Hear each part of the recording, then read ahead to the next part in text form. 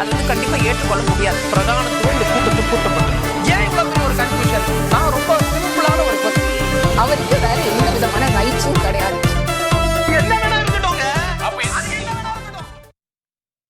வணக்கம். நேர்பட பேசு நிகழ்ச்சிக்கு வரவேற்கிறோம். டெல்லியில 27 ஆண்டுகளுக்கு பிறகு ஆட்சி அமைக்க இருக்கிறது பாஜக. மொத்தம் 70 சட்டமன்ற தொகுதிகள், 48 சட்டமன்ற தொகுதிகளில் பாஜக வெற்றி பெற்று தனிப்பெரும்பான்மையோடு ஆட்சி அமைக்க இருக்கு. ஆம் ஆத்மி கட்சி 22 சட்டமன்ற தொகுதிகளை வெற்றி பெற்றிருக்கிறார்கள். இதுதான் இன்றைய நேர்பட பேசுவின் பேசுபொருள். எப்படி வீழ்ந்தார் கெஜ்ரிவால் அப்படிங்கிற தலைப்பில் பேச இருக்கிறோம். பாஜகவிலிருந்து பேராசிரியர் திரு ராமஸ்ரீனிவாசன் பங்கேற்றிருக்கிறார். ஆம் ஆத்மி கட்சியிலிருந்து திரு வசீகரன் மாநில தலைவர் பங்கேற்றிருக்கிறார். மூத்த பத்திரிகையாளர் திரு பிரியன் பங்கேற்றிருக்கிறார். வணக்கம் விருந்துகள் அனைவருக்கும். திரு பிரியன், டெல்லியில பாஜகவுடைய வெற்றி எப்படி சாத்தியமானது? ஆம் ஆத்மி எந்த இடத்துல சறுக்கியது? இல்லை, ஆம் ஆத்மி சறுக்கிறதுக்கு நான் பின்னாடி வரேன். பாஜக இந்த விஷயத்தை ரொம்ப சீரியஸாக எடுத்துட்டு இறங்கினாங்க களத்தில். ஆக்சுவலாக ஏன்னா அவங்களுக்கு 27 வருஷமாக ஆட்சியில் அங்கே இல்லை. 2014 மத்தியில் ஆட்சியில் இருக்கும். நம்ம தேசிய தலைநகரில் நம்ம ஆட்சியில் இல்லை என்ற ஒரு பெரிய ஒரு கௌரவ பிரச்சனையாக அவங்களுக்கு அது இருந்தது. ஸோ முதல்ல ஒரு 2013 கெஜ்ரிவால் எலெக்ட் ஆகி காங்கிரஸ் ஆதரவோட கொஞ்ச நாள் இருந்தார். அதுக்கப்புறம் 14 ஃபுல் எலெக்ஷன்ஸ் வந்தது. அதில் ஃபுல்லாகவே எலெக்ட் ஆனார். 68 இடங்களில் ஜெயிச்சார். 19 பார்த்தீங்கன்னா கிட்டத்தட்ட 63 இடங்களில் ஜெயிச்சார். நினைக்கிறேன் 63 இடங்களில் ஜெயிச்சார்.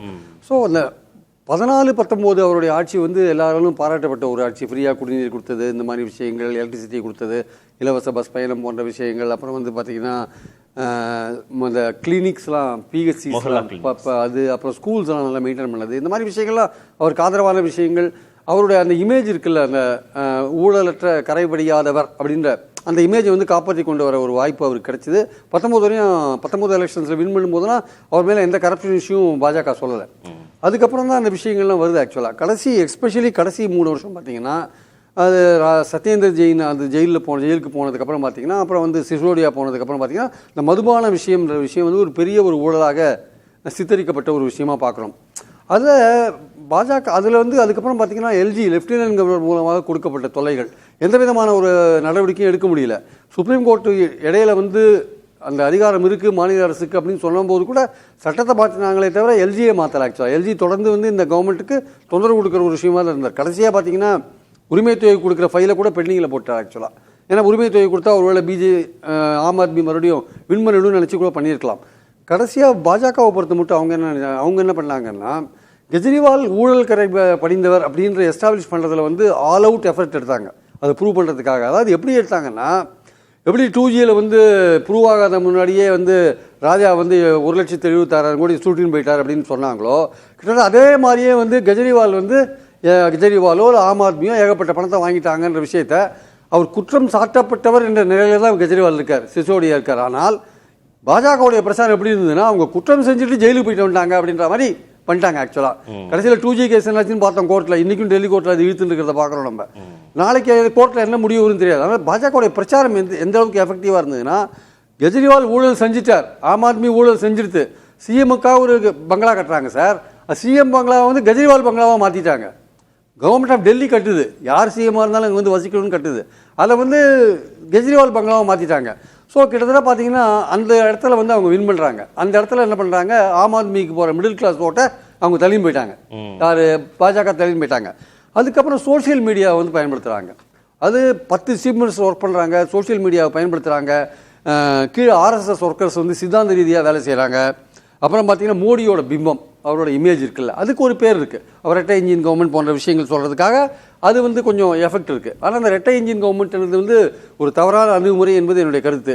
மத்தியில் ஆளுற அதே கட்சி தான் மாநிலத்தில் ஆளணுன்ற ஒரு பாயிண்ட் இருக்குல்ல, அது ஒரு தேவையில்லாத ஒரு விஷயம். அது ஏன்னா எந்த கட்சி வேணாலும் கூட்டாட்சியில் ஜனநாயகத்தில் ஆட்சிக்கு வரலாம். அதுக்கு மத்திய அரசு வளர்ச்சி பணிகளுக்கு உதவ வேண்டுமே தவிர, எங்கள் கட்சி ஆட்சியில் இருந்தால் தான் உங்களுக்கு எல்லா கிடைக்கும் ரெட்டை இன்ஜின் சொல்கிறது இருக்குல்ல, அது சரியான அணுகுமுறை கிடையாது.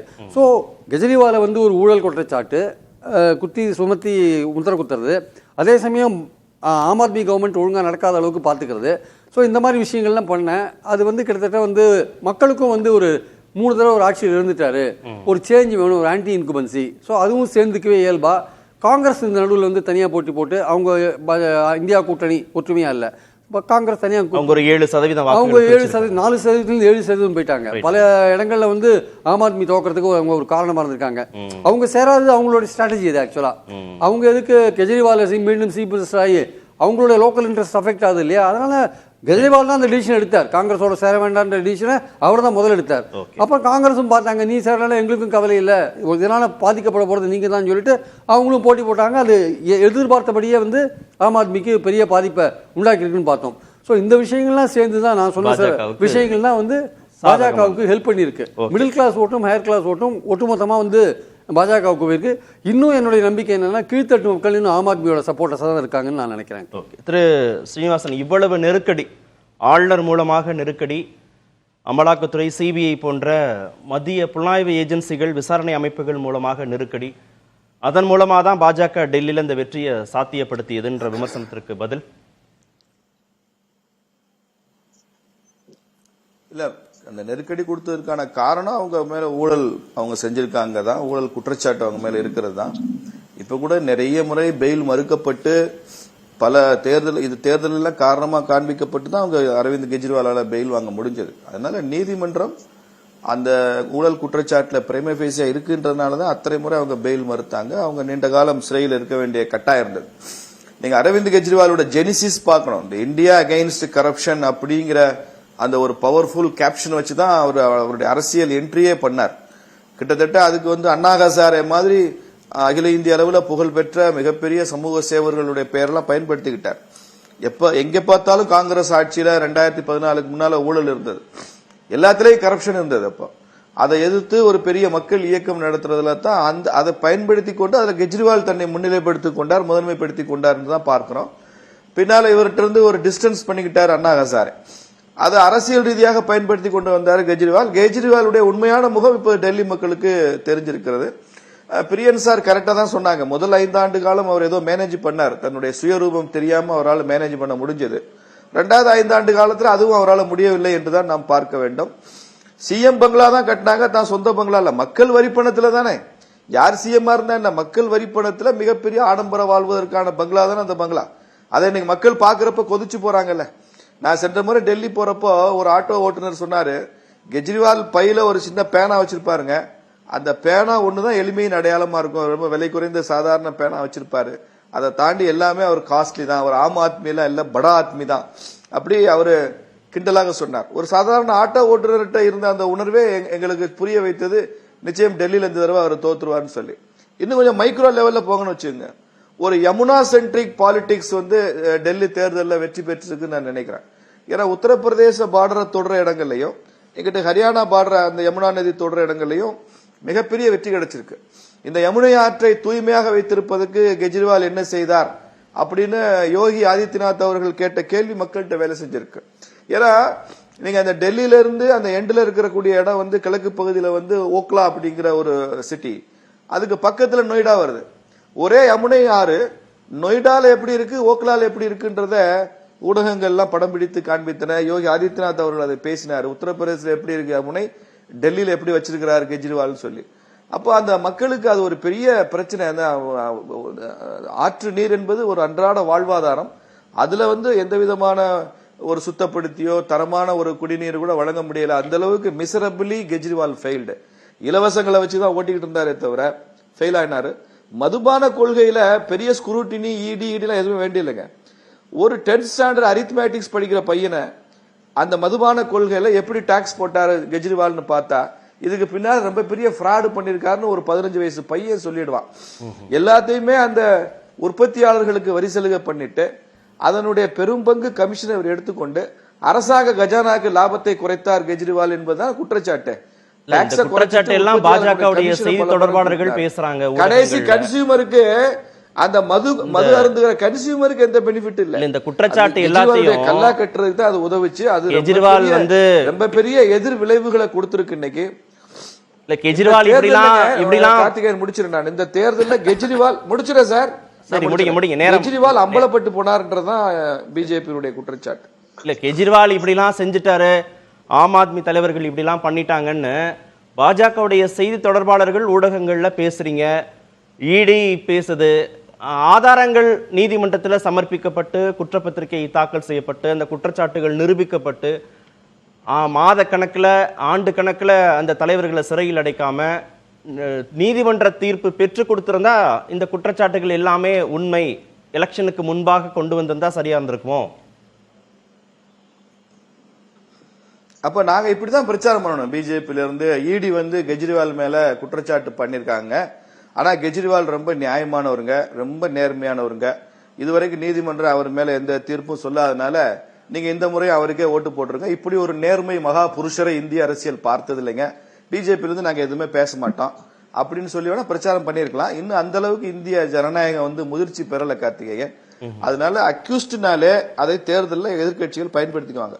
இந்த இடத்துல கெஜ்ரிவால் இல்லாம ஒரு பிஜேபி சிஎம் இருந்திருக்கட்டும், இதே ஊடகங்கள் என்ன பேசியிருக்கோம், பிரியன் சார் மாதிரி விமர்சகர்கள் என்ன பேசியிருப்பாங்க? குற்றவாளியினர் தூக்கு தண்டனை போட்டுக்க மாட்டாங்க பிஜேபி ஆட்சி பண்ண. இந்த இடி, இந்த சிபிஐ, இந்த ஸ்பெஷல் டாஸ்க் போர்ஸ் எல்லாம் குஜராத்ல நரேந்திர மோடி அவர்களை என்ன பாடுபடுத்துறாங்க தெரியுமா உங்களுக்கு? அவரை சிஎம் அந்த மாநிலத்தில் ஆட்சியை பண்ண முடியாத அளவுக்கு எவ்வளவு நெருக்கடி கொடுத்தாங்கன்னு தெரியுமா உங்களுக்கு? அவங்க சுதந்திரமா செயல்பட அனுமதிக்கிற அரசாங்கம் இந்த அரசாங்கம். நீங்க சொன்ன மாதிரி இதே 2G கேஸ்ல கீழமை நீதிமன்றத்தில் ராஜா அவர்கள் நிரபராதின்னு சொல்லி அவர் அக்யூட்டா இருக்காரு. இப்ப அப்பீல்ல தான் போயிட்டு இருக்கு.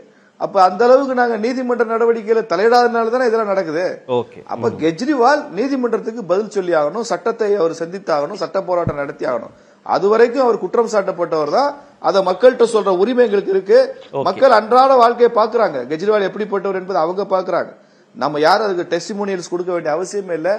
They know Kejriwal better than the other state people. திரு வசீகரன், குற்றச்சாட்டுகள் நிரூபிக்கப்படும் வரை அது சார்ந்த விமர்சனங்களை எதிர்க்கட்சிகள் தேர்தல் களத்தில் வைக்க தான் செய்வாங்க. அதனால ஏற்படக்கூடிய பாதிப்புகளையும் அந்த கட்சி சந்திச்சுதான் ஆகணும். அதுதான் இப்ப எதிரொலிச்சிருக்கா தேர்தல் முடிவாக டெல்லியில? கண்டிப்பா பிஜேபி நாங்க அந்த டே ஒன்ல பிரச்சனையை நாங்க ஃபேஸ் பண்ணிட்டு தான் இருக்கோம். பல மாதிரியான பிரச்சனைகளை ஆட்சி நடத்த முடியாத அளவுக்கு எங்களுக்கு தொந்தரவுகளை ஆளுநர் மூலமா கொடுத்தாங்க. அப்புறம் ஊழல் ஒழிப்பு துறை ஒண்ணு இருந்தது எங்கள்கிட்ட, அது முதல்ல புடுங்கினாங்க. என்னன்னு கேட்டா, ஏன்னா நாங்க ஊழலுக்கு எதிராக ஆரம்பிக்கப்பட்ட கட்சி, அதனால தனக்கு பாதிப்பு வந்துருமோன்னு நினைச்சுதான் அதை பண்ணாங்க. அதே மாதிரி ஒவ்வொரு துறையிலையும் ஒவ்வொரு விஷயத்திலயுமே எப்படி டேமேஜ் பண்ணலாம் அப்படிங்கறதுல அவங்க ரொம்ப கண்ணு கருத்துமா இருந்தாங்க. ஆனா நாங்க இது என்னன்னு கேட்டா, மக்களுக்கு எதுவும் நல்லது செஞ்சிடக்கூடாது, நல்ல பேர் வாங்கிடக்கூடாது, இதுல அவங்க ரொம்ப தெளிவா இருந்தாங்க. இருந்தாலும் நாங்க மக்கள்கிட்ட தொடர்ந்து அதையெல்லாம் மீறி இருக்கிற அதிகாரங்கள் எல்லாம் எவ்வளவு புடிங்கி இருந்தாலும் கார்பரேஷனும் எங்க கையில கிடையாது, மேலும் மத்திய அரசுடைய சப்போர்ட்டும் எங்களுக்கு கிடையாது. இருந்தாலும் இருக்கிற துறைகளை வைத்துக்கொண்டு நாங்க எங்களால முடிஞ்சதை அங்க நாங்க பணியாற்றின அடிப்படையில தான் 2 தேர்தல்களை நாங்க வெற்றி பெற்றோம். ஆனா இவங்க என்ன நினைச்சாங்க, இதெல்லாம் வெற்றி பெற அப்படியே காலப்போக்கில் போயிடும், இவங்க தேர மாட்டாங்க, நம்பிக்கையை பெற முடியாது, அவங்களை தடுத்துக்கிட்டு இருக்கிறோம், நல்லது சேவைகள் செய்யக்கூடியதெல்லாம் தடுக்கிறோம், அதனால இது முடியாதுன்னு நினைச்சாங்க.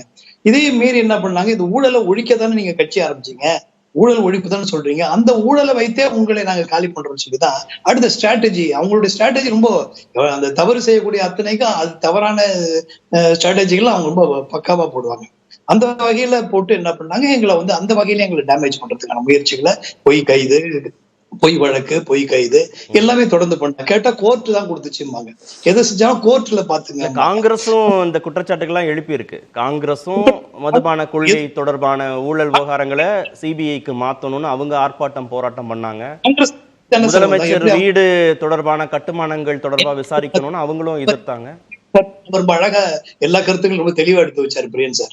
அதே மாதிரி அந்த வீடு யாருக்காக கட்டினது, என்ன எங்க எடுத்துட்டா போயிட்டோம். இப்ப அது வீடு ஒரு முதலமைச்சருக்கான ஒரு வீடு கட்டி கொடுக்கறதுல என்ன தப்பு இருக்குது? தப்பு என்ன இருக்குது? அதை தான் செஞ்சாலே தவிர அதுல ஒண்ணும் தவறான விஷயம் கிடையாது. அது அதாவது வேகனார் கார்ல தான் வந்தாரு ஆரம்பத்துல, அப்புறம் தான் பெரிய கார். ஆமாங்க, வேகனார்லயே ஓட்டிட்டு இருக்க முடியும். ஒரு முதலமைச்சர் ஆறாருன்னா அந்த வேகமா தூரிதமான பணியாற்ற வேண்டியிருக்கும். அதற்கான வசதி வாய்ப்புகள் இருந்தா தானே செய்ய முடியும். பெரிய அலுவலகம் தேவை, மீட்டிங் நடத்த வேணாமா, இல்ல பேச வேணாமா, கலந்துரையாடல் கிடையாதா, அலுவலகம் கட்டக்கூடாதா, என்ன எல்லாம் உங்களுக்கு மட்டும் தானே? நீங்க கேட்டா பாரம்பரியமா மோடிக்கு வீடு அந்த காலத்துல இருந்து இருக்கு, அந்த காலத்துல இருந்து இருக்கு, இது இந்த காலத்துல இருந்து. ஒரு எளிய முதல்வர், ஊழலுக்கு எதிரானவர்ன்ற அந்த பிம்பம் சரிஞ்சு போச்சு. இன்னைக்கு அவர் இருக்கிறாரு, அவர் எளிமையா தான் இருக்கிறாரு.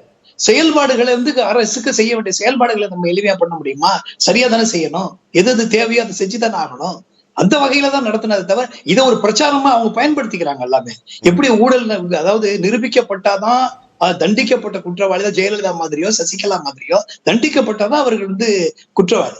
இது குற்றம் சாட்டும் போதே சொல்றாங்கன்னா அவர்கள் கோயபல்ஸ் மாதிரி பொய்ய சொல்லிக்கிட்டே இருப்பாங்க. சொல்லி சொல்லி சொல்லி கடைசியா அதை உண்மை மாதிரி மாத்தி நீங்க மக்கள் மத்தியில ஒரு மனநிலையை கண்டிப்பா அது பாதிச்சிருக்கு. நாங்க இல்லைன்னு சொல்லல. அந்த ஊழல் வழக்கு அதுல அவங்க வெற்றி பெற்றிருக்கிறாங்க. அதுல ஒண்ணு சந்தேகம் இல்லை. அதை செய்யறாங்க. அது இதே பாணி எல்லா மாநிலங்களும் அவங்க புதுசா அவங்களுக்கு எல்லா மாநிலங்களும் கட்சிகளை உடைப்பாங்க, பேரம் பேசுவாங்க. அதேதான் இங்கேயும் செஞ்சாங்க. பேரம் பேசுறாங்க. பேசலன்னு கேட்டா யாரு வழக்கு கொடுக்குறாங்களோ அவங்க மேலேயே போய் வழக்கு கொடுத்தவங்க அவங்க மேல எடுனா கொடுத்தவங்க மேல போய் எடுக்கிறாங்க. என்ன ஆக இதெல்லாம் தொடர்ந்து இது நடந்துகிட்டே இருக்கு. அதோட மட்டும் இல்லாம ஒவ்வொரு கெஜ்ரிவால்லாம் தோக்கலைங்க. ஆக்சுவலாவே அந்த தொகுதியில கிட்டத்தட்ட 40,000 வாக்குகள் நீக்கப்பட்டிருக்கு. அந்த தொகுதியில் இதே மாதிரி எல்லா தொகுதிகளிலும் நீக்கப்பட்டிருக்கு. தேர்தல் ஆணையத்தை சொந்த ஆதாயத்துக்காக பயன்படுத்தி கொண்டிருப்பவர்கள் அவர்கள். அந்த சந்தேகம் என்ன இருக்கா? கேட்டா தோத்து போயிட்டோம் அதனால பேசுறீங்கன்னு அப்படி நினைக்க கூடாது. இது நடக்கிறது ஒவ்வொரு தேர்தல். அந்த காலத்துல எல்லாம் பாத்தீங்கன்னா ஒரு வாக்கு சீட்டு தான் இருக்கும். வாக்கு சீட்டுல அவ்வளவு சிரமப்பட்டு அவர்கள் எண்ணி 5 மணிக்கு முடிஞ்சாலும் 6 மணிக்கு எவ்வளவு வாக்குகள் பதிவாயிருக்குன்னு சொல்லி அறிவிக்கப்படும்.